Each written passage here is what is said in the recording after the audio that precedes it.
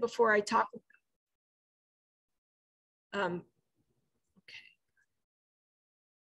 So before I talk more about the research that I did in my capstone, so one thing that I needed to keep remembering is that the law says that we need to have a minimum of 16 hours of supervised practical training for our students, clinical training.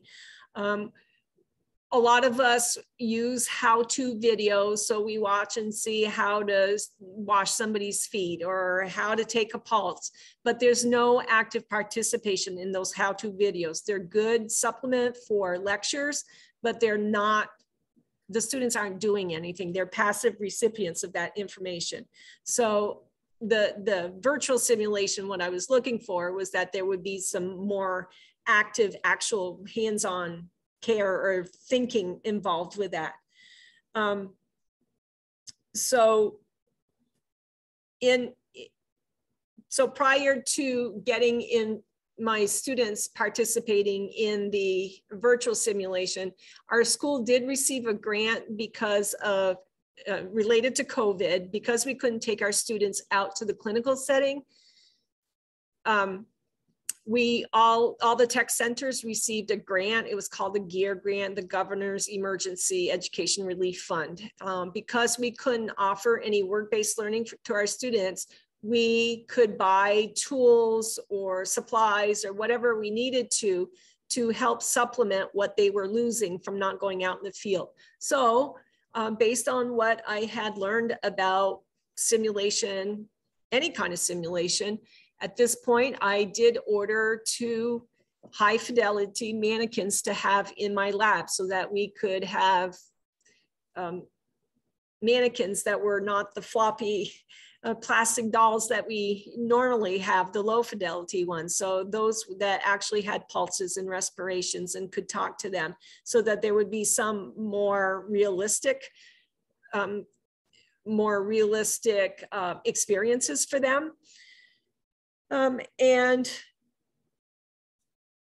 But my students were, as I said earlier, I was involved in helping develop some of the modules for the clinical simulation. So some of the students were able to use the first module and give feedback to the company to make improvements. So that's where we're at right now. I kept referring back, the literature that I was reading kept going back to the Hayden study about how effective simulation was for nursing programs. And my capstone was, if simulations are effective for nursing programs, why aren't they available for nurse assisting programs? So let's find out about the experience of the student and the teacher using virtual simulation. Okay, so my questions were, does virtual simulation offer similar experiences for nurse aid students as it does for nursing students? And did the instructors observe these differences or these observations in their students that researchers observed in nursing students? So my findings were, or the themes after interviewing instructors, they did an online survey, they did an open-ended questions as part of that survey, and then there were 6 instructors who I did an in-depth interview with, and then sifted through all those responses and looked for themes.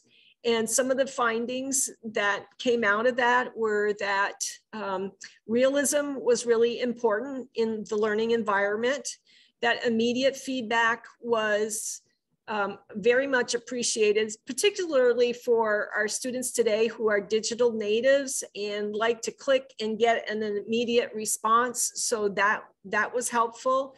It did boost confidence as they were doing their thinking and decision making. It did align with teacher curriculum. It certainly aligns with the testing vendors, and brought up the discussion about instructors do want some simulation for clinical hours. So the first one about realism in the virtual environment. Okay.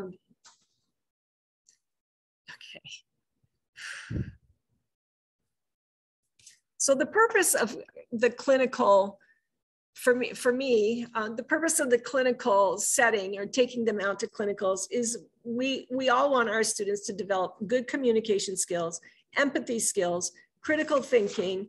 We want them to be able to learn how to use good infection control techniques to be safe for themselves and for the residents, and as all the while that they're developing their ADL skills. And simulation does help with that. The research, some of the research that I've read says that simulation replicates realistic scenarios in a safe environment. And the safety factor is that they can make mistakes, a wrong decision, like Charlene was showing us that there were some wrong decisions made and they got feedback. That's a safe environment to make that wrong decision. Nobody got hurt, neither the student nor the resident, but it was a learning moment for them. But back to the realism. Students felt that it was a really good practice run for them. They felt for those who had an opportunity to go to clinicals and did the simulation first, in comparing the two, that they felt that it was a realistic environment. 96% of the students felt that the simulation helped them understand how they could keep themselves safe. For instance, using good body mechanics, and as well as resident safety. So locking the bed breaks, making sure the gate belt is tight enough. Instructors said that it met expectations. For instance, when we are doing a skill such as ambulating a resident from the bed to a chair, there are multiple steps. It's not like we click, okay, we got them up, click, we're ambulating, click, they're sitting in the chair. There are multiple steps that are involved with that. We sit them up on the edge of the bed, but first we have to make sure that the bed is locked for safety. Then we put on a gate belt. Oh, and how are you feeling right now? Are you dizzy? And before we stand them up, oh, we need to make sure that they have their non-skid shoes on. So there's a lot of steps that are involved with that. And that takes time. And so part of the realism is that it's not a 2-second moving from the bed to the chair, that there are multiple steps that are involved with that. And it's no different than it would be when we're in clinicals. It's not that none of the skills that we do is done in very short order. The real-time feedback, students really found that helpful, a high percentage of them. They liked that feedback, like you saw where Nurse Johnson was explaining to them and just what they had done wrong and why they had done it wrong. They really enjoyed that. They felt that the simulation, even though it was clinicals, it was a fun way to learn. And for students, I know one of my students in particular mentioned that she always forgot to lock the bed brakes. We would practice in the lab, always forgetting to lock the brakes. And when she did the simulation and kept getting that answer wrong, what should you do? You need to lock the brakes. And she would choose a different answer. She goes, oh my gosh, and she always locks the bed brakes. It was helpful for that as well.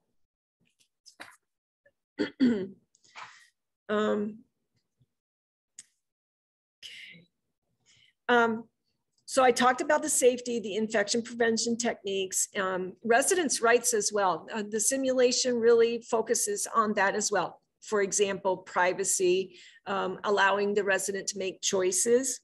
Another article that I read reported students who had used simulation, and this was a virtual simulation article that I read about, and this was nursing students, and they reported that the clinical learning experiences were helpful, it built their confidence, it was enjoyable, and it was fun. And furthermore, they weren't afraid of making mistakes. And that's exactly what the LNA students said in the survey. So they mirror what's being found in the nursing education world. My study found that our students are saying the same thing. So instructors also felt that the students were improving in their critical thinking, their knowledge, and their confidence. And for those who were doing simulation as a preclinical activity, felt that because they had been in a real scenario, in a safe real scenario, it decreased their preclinical anxieties. When they were making the right decisions, it was boosting their confidence and made them more aware, I guess, when they went out into the clinical setting and could make observations and think through what they needed to do. So it improved their critical thinking as well. Instructors are also saying that the simulation is good for whether or not we're going to clinicals. Even if we are going to clinicals, it's a good supplemental training. And for students who seem to be making the same errors over and over again, it's a good remediation. So instructors seem to be really happy with that, particularly the communication skills too. We know that a lot, when the kids practice in lab on each other and together, it's the same kind of conversations with the same students. But when we're out in the clinical field, we have a lot of different personalities that we deal with, and we need to learn how to communicate with those different personalities. So each of the modules in CNA simulations does offer characters, residents with different personalities. And so that gives them a chance to improve their communication skills. Okay, students again felt that the simulations helped them to remember the safety steps. They liked having as you saw in the simulation where there were options, they liked having those choices. And particularly if there were choices that, should it be this one or this one first? And so that again, ties in with the critical thinking. Getting them right builds their confidence because they're applying their knowledge. And when they went off to clinicals, they've had that experience virtually, but they've had that experience. So they go to clinicals less anxious and more confident. And one of the students also said that they had a chance to practice how to communicate with the residents. So one of the things that you noticed in the demo was that the students could free write their responses. So they have multiple opportunities to do that in the simulation, which helps build their communication skills.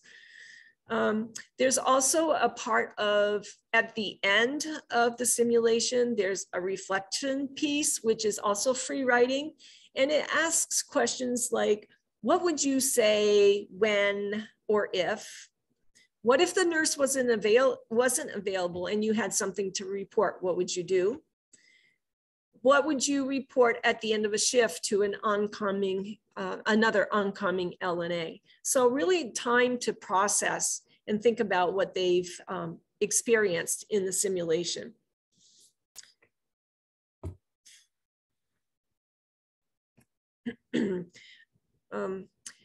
So instructors felt that the simulations did align with curricula. We're all teaching the same skills. That's just part of the LNA training in the US. We may not necessarily teach it in the same order. We may not necessarily teach it the same way. We're still, for example, how many times have some of us gone out to clinicals and the students come back to us and just, I observed an LNA doing X, Y, and Z, but that's not the way you taught us. Well, there are more than one way of doing those skills. And so so this is a way of exposing those students to learn that there's more than one way of doing certain skills. But all of the ADLs and the indirect skills that are in simulation is everything that we all teach in our respective programs. Most of the instructors said that it was a great preparation for the state testing because it aligned really well, particularly with Pearson VUE and the Prometric tests. So the conversation becomes, would we want to substitute some of our clinical hours with simulations? And all of the instructors who did the survey said yes, and for a lot of reasons. The first one about predictability and consistency. I know for myself, when I take a group of students to clinicals, and the resident in room 435 has a catheter today, a urinary drainage catheter. So student B gets an opportunity to do catheter care. All right, we go back a couple of days later and the same resident has had her catheter removed. So now students A, C, and D no longer have that opportunity to do catheter care. Whereas in the simulations, the virtual simulations, every student gets the same experience. So the predictability and consistency is there. It's for those of us who have clinical site restrictions. I know for myself, it's still up in the air whether I'm going to be able to go back in the fall with my students. So having those restrictions still in place, the simulations would be very helpful, but it goes beyond COVID because some instructors say that sometimes the clinical site is shut down for them if there's a GI bug that's going through the facility. Or what about a snow day and you have to cancel clinicals? When do you make up those hours? Are you able to make up those hours? The simulation may be a way to do that.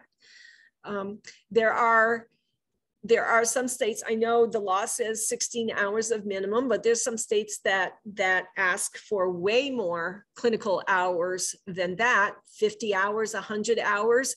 This might be a way to meet those requirements. And again, it's good supplemental training, good for remediation. If you have students who are struggling and just need that extra support, this might be the way to go for them. So should the conversation becomes, should I add virtual simulations to my program? Some of the questions that we can ask ourselves is it useful?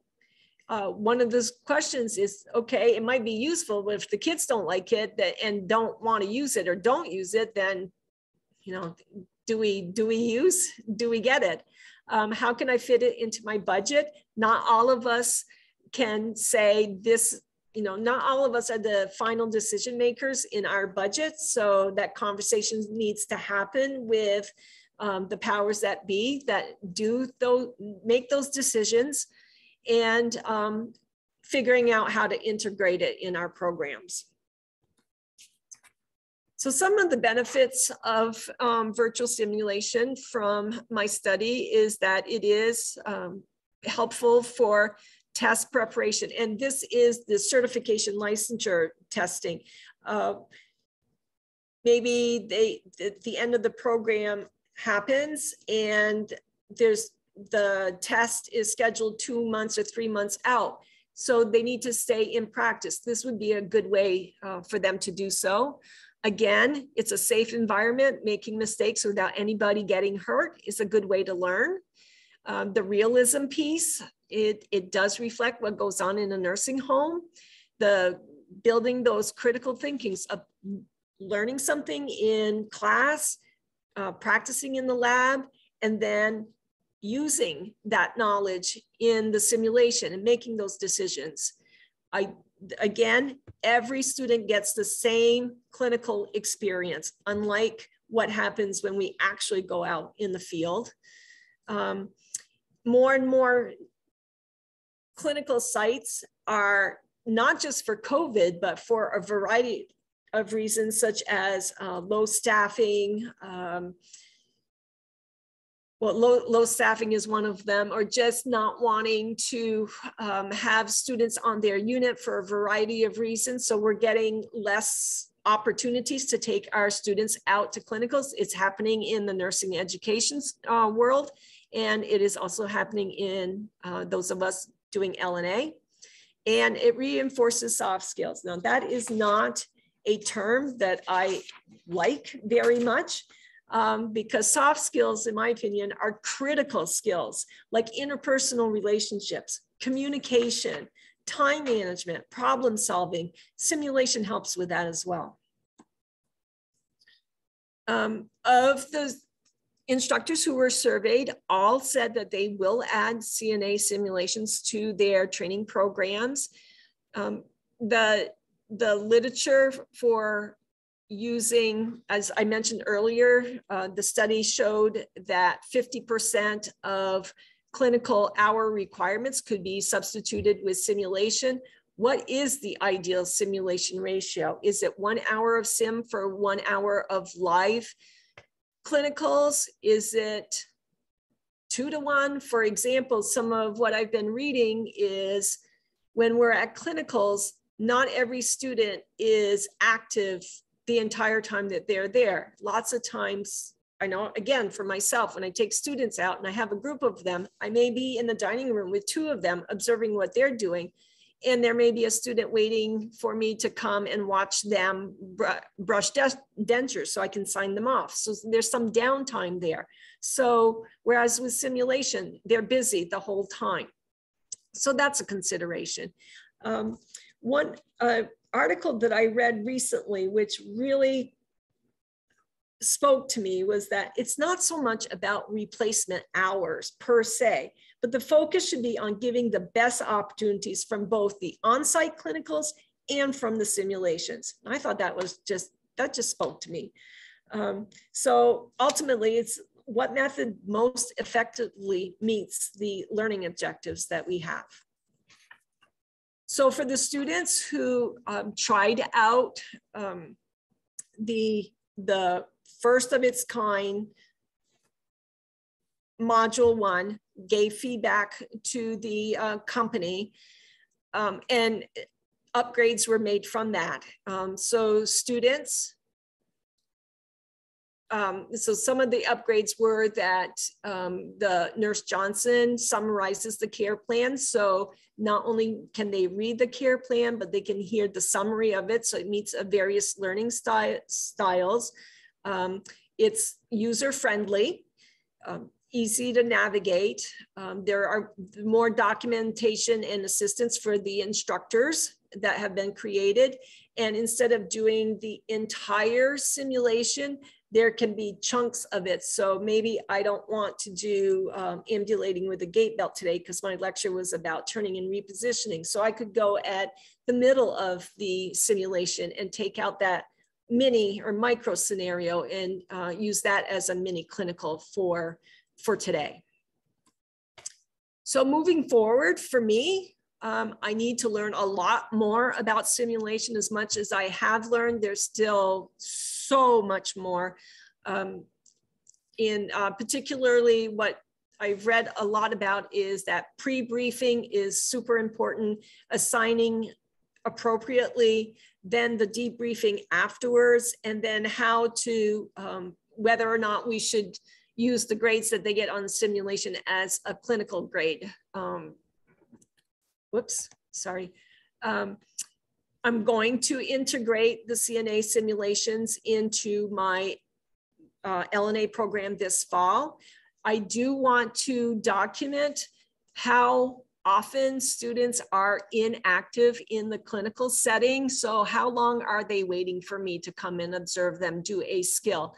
Because I think that kind of evidence, that kind of information would really support those of us who want simulation to take the place of, to substitute some of our clinical hours. We need some evidence, and this, I feel, is going to be the first step in that.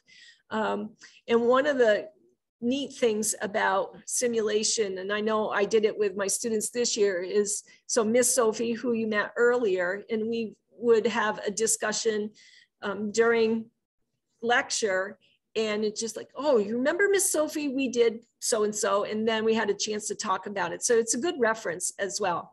And I am going to advocate being able to add simulation, substitute some of the clinical hours for with simulation. So with that. Thank you, Celine. That was wonderful. I don't know if everybody knows that you can put little reactions like a clap or a thumbs up. So let's show our love to Celine through the reactions in the Zoom panel at the bottom, or just note something in the chat. And now it's our chance to ask questions. So what questions do you have for Celine? We're such a small group that I actually will just invite you to just put your name in the chat, and I'll just call on you to ask your question. If anybody has questions. But we have some great feedback. We've got like thumbs up, great job, Celine, from Laura Lang. We have Tracy who says excellent. Beth Freeland has a whole bunch of claps. And so lots of positive feedback for you, Celine. Great job. I love that you did your master's thesis on this. And so we even have like some clapping using actual hands from Guam. So thank you everybody for listening. So is anybody unmuted? Does anybody have a question you'd like to ask Celine? Yeah. Go ahead. Faye Ovales, again from Guam, the Guam Marianas Training Center. This is very, very welcoming. And I think, Celine, you topped all the reason why we need to go on some simulations, but because during COVID time, it was difficult. The Guam Board of Nurse Examiner had actually stated on the rules and the policy that we follow that there's got to be, it was totally absent on the provision of the clinicals to be done on site. When I designed the course 120 hours by law, I extended it to 160 to include more clinicals, right? And we still see the two-part examination of the clinical and the written. We see a lot of those falling behind on the clinicals. So this is an excellent reinforcement of the clinical away from, and I don't know, because the nursing board will still ask us, oh, did you guys go on site? So how many hours on site, right? So this is during COVID when nobody's allowed. To this date, some of the like the senior centers, the hospice areas that we used to have relationship in clinicals are still very, very careful in bringing our students in. So I guess, this is an overview of what was designed as the simulation, and I've been wanting this. And Guam, in Guam, we have outer islands that we need to do simulations, and we just completed the public school in one of the islands, and we have other connecting islands that, thank God, there is technology that we can watch, we can kind of like put them like on an on-site kind of like experience. But these are all taught like, okay, get your blanket, get it through the house, right? Because they're not in school, they are in their home. So we have to kind of like do a little bit more of innovation in how we will have 1 or 2, 3 of those students outside the jurisdiction to be able to do some kind of on-site clinical, right? And then we always have to give them a few more experience on how the hospital looks like or how clinic should look like, and on and on. But not all of those are available. See, my question now is I need to convince the board that this CNA simulation should really take a lot of on-site, especially at the height of the prevention of going into on-site now, whether you have students that are okay with all vaccination, et cetera. But it heightens now. It heightens everybody it heightens all of the facilities careful approaches in bringing outsiders, Mm-hmm. you know, especially our students.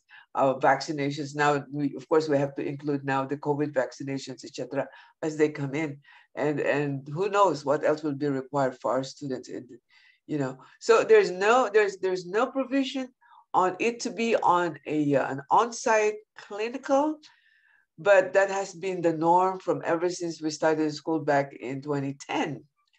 So a solid provision that sometimes it gets irritating because they get, did you guys complete this during COVID? Who would allow us?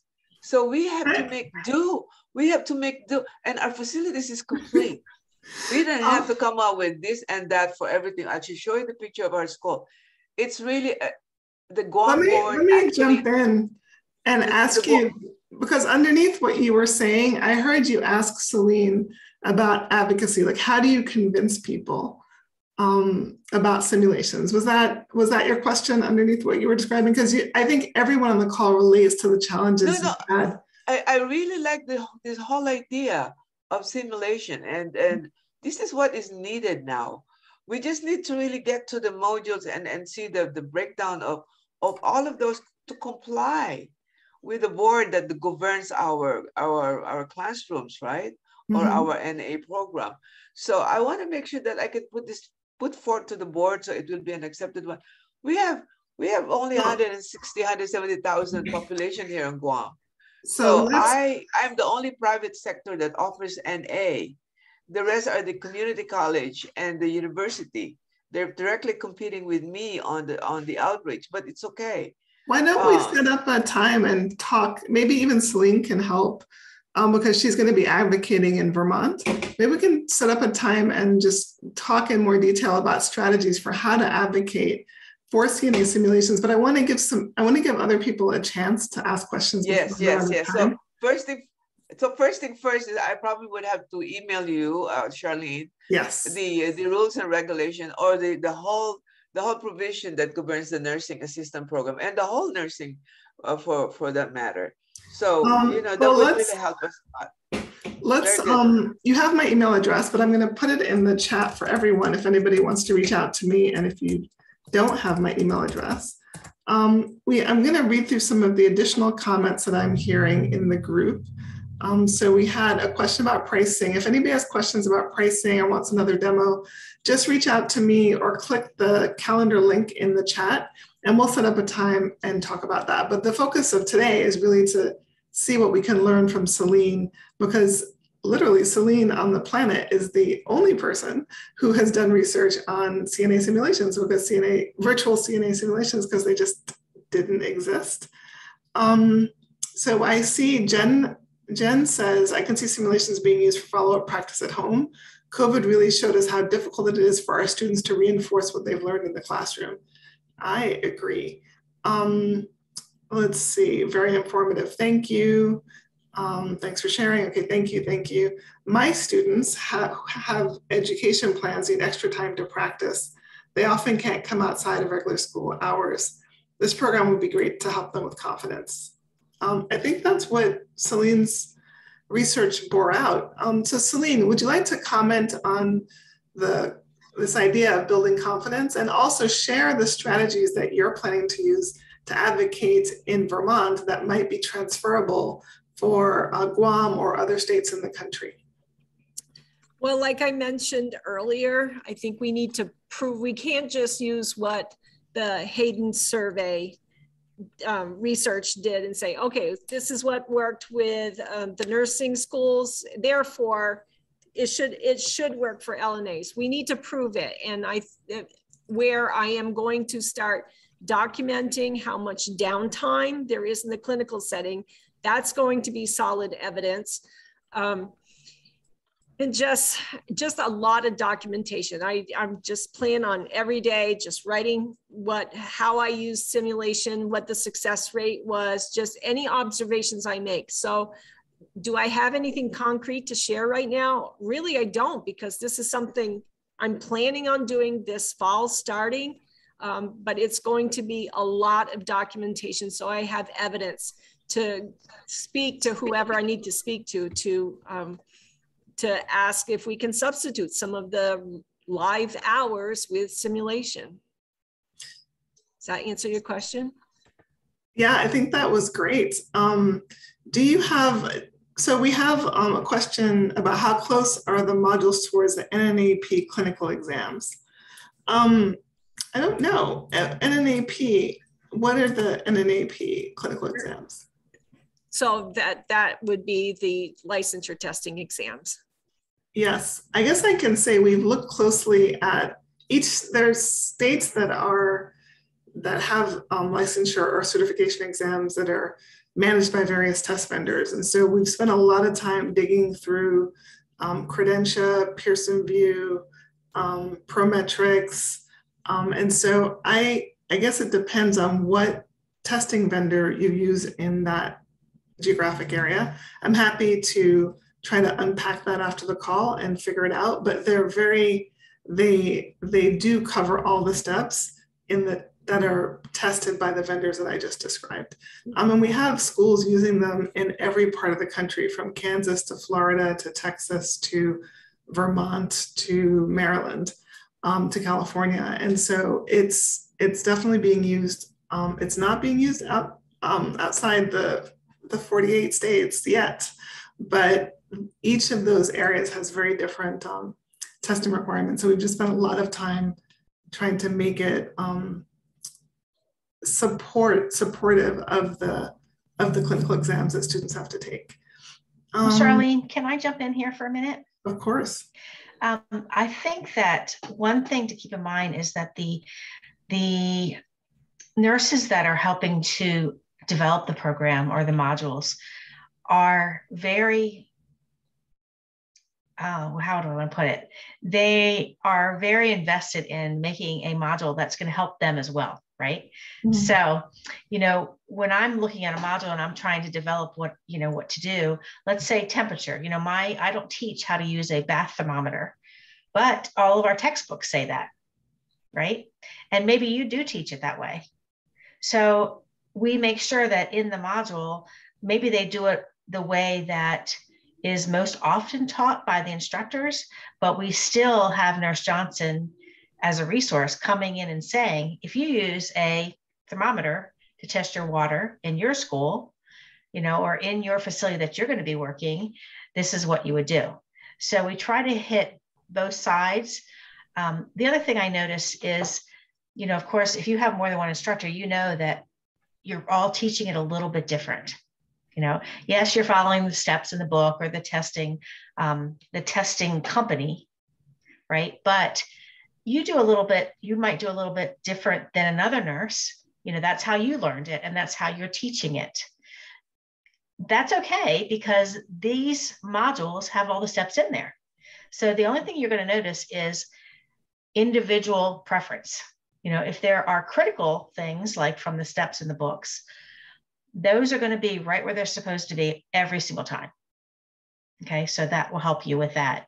And then when I'm writing it, I try to ask, I ask other nurses, I do research, I look at all the different testing, the 2 different testing companies, and I try to pick things that would interface with them. Mm-hmm. Thank you, Jen. I also want to give a shout out to Crystal Davison, who's here. She was also way back when, in the early days, when I went around saying I have an idea.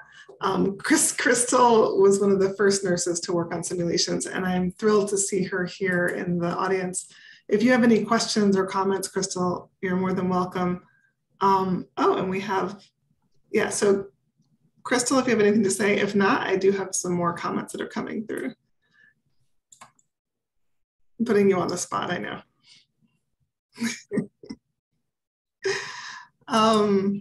Yeah, just want to say hello, everybody. And it was fun, but my schedule got so busy, I had to stop. And it's about to get busier because I want to come back, honestly.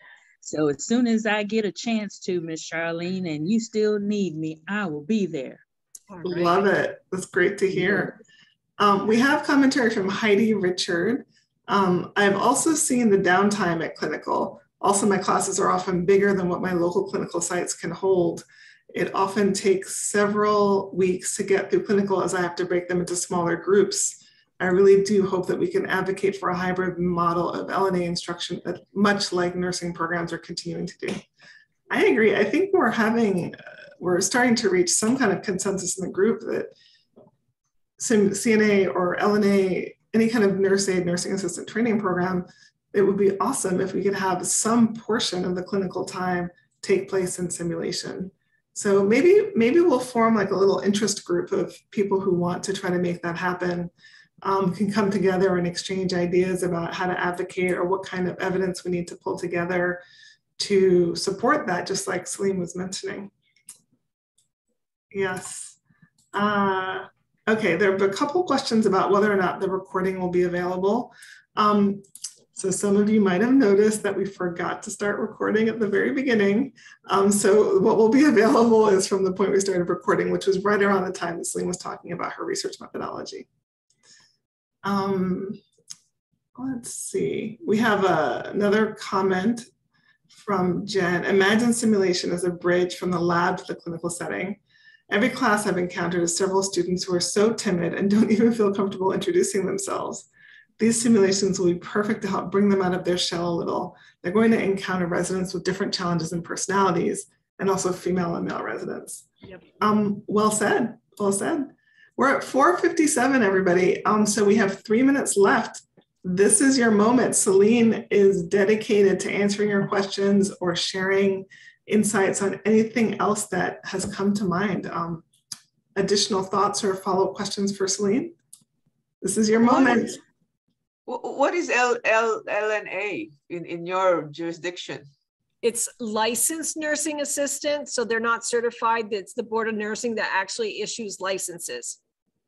Okay, ours is CNA, and it's it's actually all the testing protocols are under the NAAP. It is given by the nursing board, both clinical and written exam. So it's called Certified Nursing Assistant Program in our jurisdiction. Yeah. We're just outliers. Yeah, it's amazing. In Ohio, they're called STNAs, State Trusted Nursing Assistants. It's the same training and the same work, but states like to differentiate themselves. And Maryland has decided to have a special category called geriatric nursing assistants. Again, same. But not using the NAAP protocol for exams, right? I think you have your own set of, so you have your own set of exams in your jurisdiction, right? No, we're actually using that same protocol that you use. Okay, yep, the NNAP, exactly. Yes, yes. We just have different companies that administer the tests, but they're still through the Board of Nursing. Yeah, we have Person View. Okay, right, exactly. Yeah, yeah. Thank you so much. This is very nice. We use the Lairdale mannequin talking about the what did you call it? The high fidelity or high functional, very expensive, a very good investment indeed. Now the prices have gone double. When I opened up the school in 2004, I believe, it was only, like 4,000. Now it's double the price. Wow. Celine, I have a question for you. Sure. How excited were your students to be like the first to get to do this new technology? That was so amazing. So, I said, this is, you're the first ones, and your feedback is going to improve the product. So really pay attention to it. And they were brutal. I mean, they wanted it. And I said, because your feedback is what's going to make a better product, so that future nursing aid students are going to be able to have a great experience learning. And they loved it. They loved being the first ones. Probably because I was excited for it. It just kind of rubbed off. And she's right that they were brutal, but their brutality, they treated it like a research project. Like some of them spent like 10 hours, like pouring through every comma, every detail, but their feedback helped to make the product so much better. So the product that people are loving, like we are forever grateful to the North County Career school? North Country Career Center. North Country Career Center. There you go. It is 5:00 and I try my best to be on time. So with that, thank you for an amazing presentation, Celine, and it was a pleasure to have you do your thesis research with us. If anybody else is going to grad school or is in grad school and wants to do research on CNA simulations, we welcome you. Thank you to everyone who attended. Thank you for all of you who've already started using the simulations, and you know how to reach me, Charlene@cnasimbr.com, or just find me on the website. Thank you, everybody. Have a great rest of your evening and enjoy the Memorial Day weekend. Thank you, everybody. Thank you. Take care. Bye-bye. Good morning. Good. Yes. Enjoy the rest of your day. I will. Thank you so much, everyone. We'll get in touch with you, Charlene. Absolutely. We'll get hold of you. We'll get in touch with you and we'll email some more. I sent you my email address. So. Fantastic. I will look for it when we save. And Celine, thank you so much for what you do with it. Thank you. All right. Thanks, everybody. Bye-bye.